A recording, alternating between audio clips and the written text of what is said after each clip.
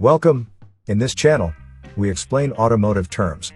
A heater core is a device used to transfer heat from the engine hot coolant to produce warm air to the car interior and heats the vehicle's cabin.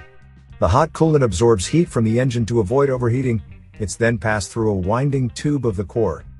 The heater core is located inside the vehicle between the instrument panel and the firewall.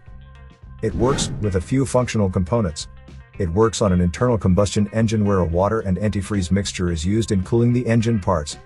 Thus, during the cooling process, the hot coolant goes the extra mile to produce warmness to the vehicle interior. Common symptoms of a bad heater core include lack of heat, frequent loss of coolant, steam coming from the air vents, excessive fogging of inside windows, and an overheating engine. To save more money on car expenses, claim a free engine code eraser by clicking the link here or at the description link below.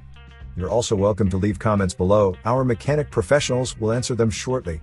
Don't forget to like and subscribe to our channel. Thanks again for watching this video.